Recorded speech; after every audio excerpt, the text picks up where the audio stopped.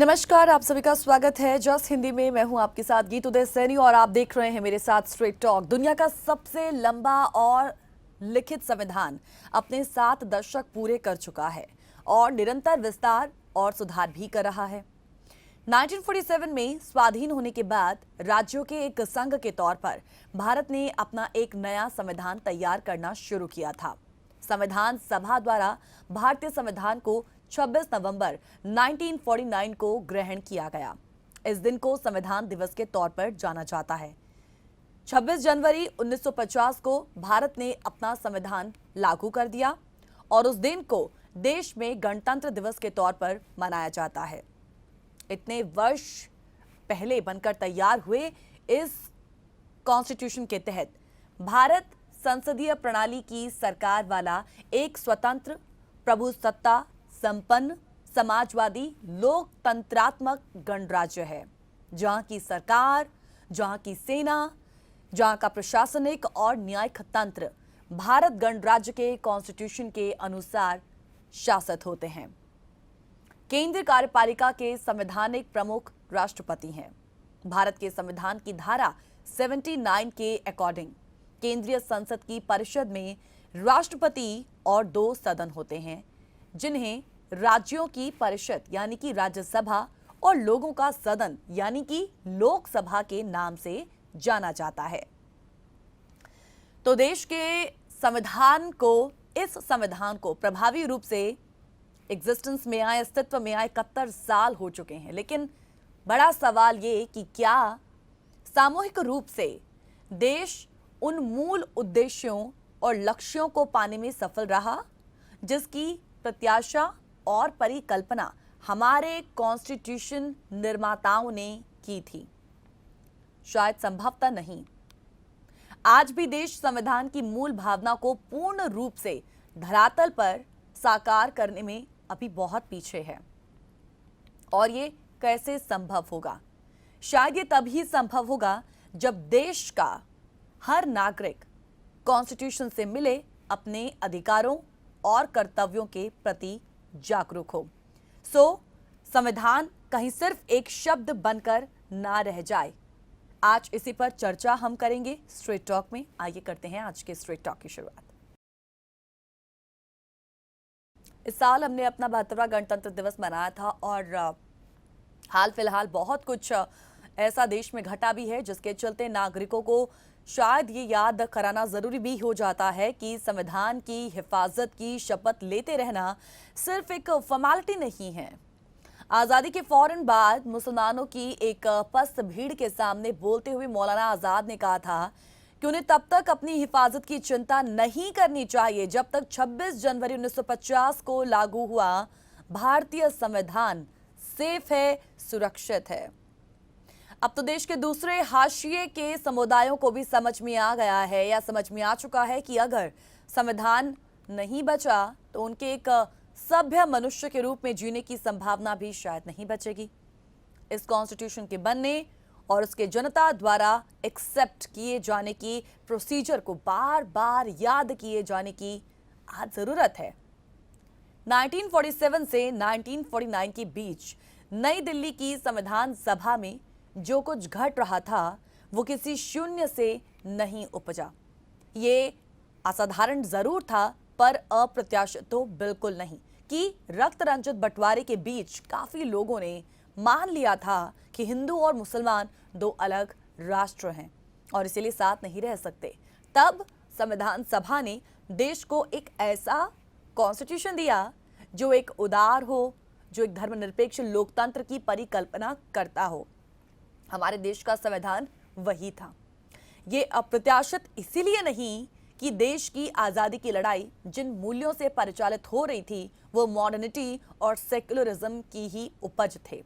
Untouchability या फिर gender equality जैसे प्रश्नों पर संविधान सभा की दृष्टि एक आधुनिक दृष्टि थी और इसके चलते भारतीय समाज में दूरगामी परिवर्तन होने जा रहे थे।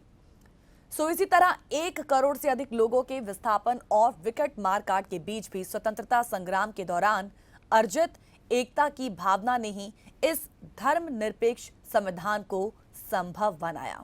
ये संविधान 26 नवंबर 1949 को बन तो गया, पर इसे बनाने वाली सभा ही जनता से सीधे नहीं चुनी गई थी और इसकी वैधता के लिए जरूरी था कि इस पर एक पब्लिक एक्सेप्टेंस की मुहर लगवाई जाए।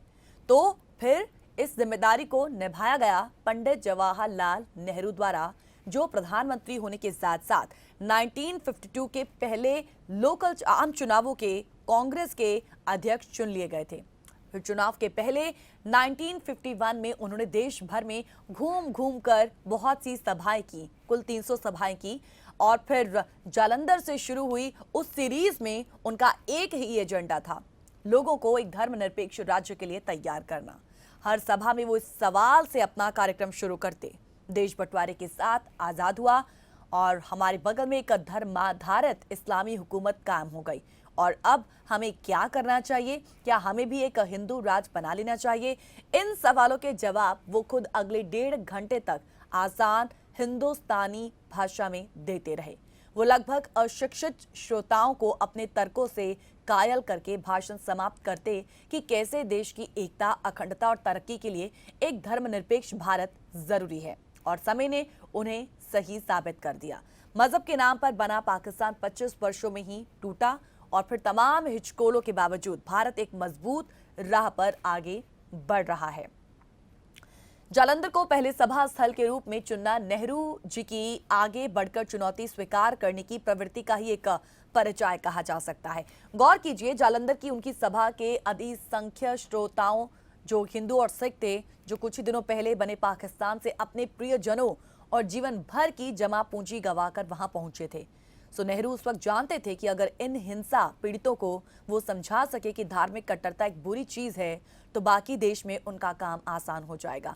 सो यही हुआ भी। चुनावी नतीजों ने एक धर्मनिरपेक्ष संविधान को वैधता प्रदान कर दी और फिर जमशेदपुर के कार्यक्रम में न्यायविद फैजान मुस्तफा ने एक महत्वपूर्ण प्रश्न उस वक्त उठाया। एक अच्छे संविधान के बावजूद हम देखते हैं कि अमेरिका में ट्रंप के उकसावे पर भीड़ संसद पर चढ़ दौड़ी और इस स्थिति में सारी सदिच्छाओं का क्या होगा? वहां कम से कम संस्थाओं में इतना दम तो है कि प्रारंभिक झटके के बाद उन्होंने अपने राष्ट्रपति का हुक्म मानने से भी इनकार कर दिया था। क्या हमारी संस्थाएं आज इतनी मजबूत हैं?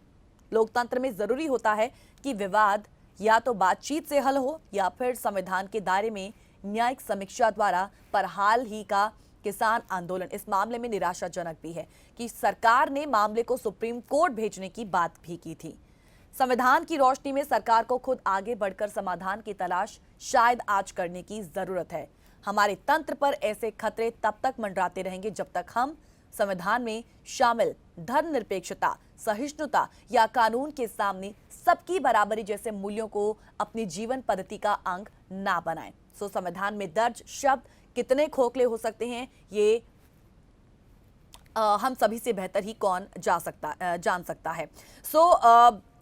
कहने का मतलब ये है, ये एक जो ब्रीफ हिस्ट्री आपके सामने हमने रखी थी, वो कहीं ना कहीं आज की देश की स्थिति को तब के टाइम से कंपेयर करने की एक कहानी को दर्शाता है।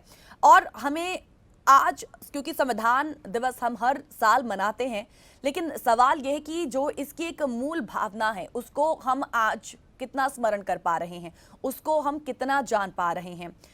जिस मूल भावना के साथ इसे बनाया गया था, जो इसका मकसद था, क्या हम उसी राह पर चल रहे हैं? कुछ ऐसे सवाल हैं जो अपनी जगह पर बने हुए हैं और जो ये कहते हैं कि संविधान सिर्फ मनाने को सिर्फ एक फॉर्मेलिटी के तौर पर नहीं, ये सिर्फ एक जो शब्द है, ये सिर्फ शब्द बनकर ना रह जाए।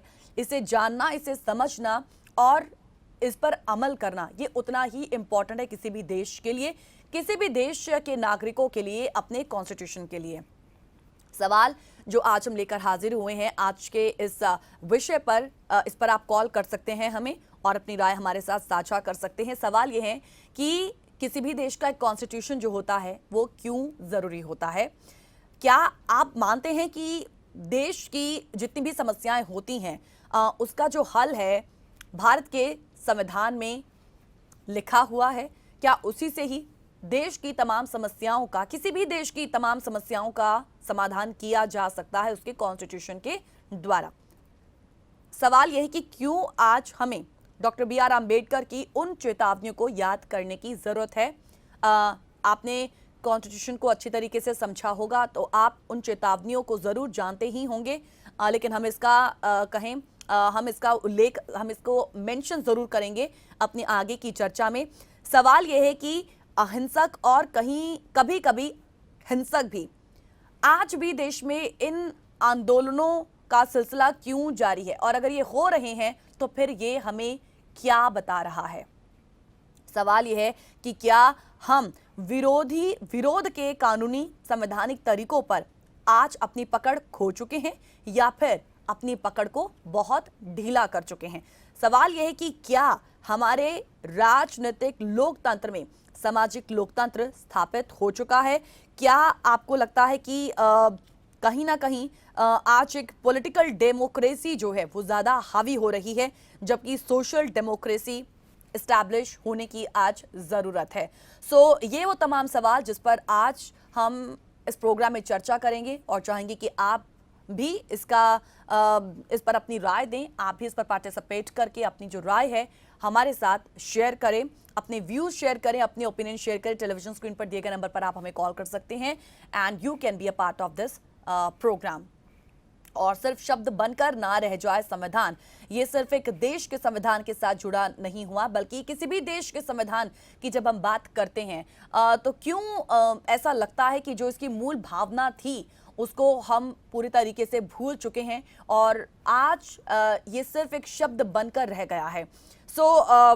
हम आज डेफिनेटली जो संविधान निर्माता हैं उनके द्वारा लिखे गए इस संविधान का जिक्र करेंगे और उसमें क्या उस वक्त लिखा गया था और क्या सिद्धांत जो है उस वक्त रहे, और वो हर मंच से इस संविधान का जब जिक्र किया करते थे एक जिस मूल भावना के साथ, वो आज कितना बदल चुका है। जब हम देश की परिस्थिति की बात करते हैं, देश की तमाम स्थितियों की बात करते हैं, देश की तमाम समस्याओं की बात करते हैं, जिसमें आज हम हर जगह देखते हैं कि हर कहीं सिर्फ एक धर्म की बातें होती हैं या जाति की बात करते हैं। आज देश कहीं ना कहीं इन चीजों में जो है वो बढ़ चुका है, बल्कि इन्हीं सब चीजों को खत्म करने की जो बात है वो इस संविधान में लिखी गई थी। लेकिन फिर आज ये सब चीजें नागरिकों पर क्यों इतनी हावी हो रही हैं, क्यों देश पर इतनी हावी हो रही हैं।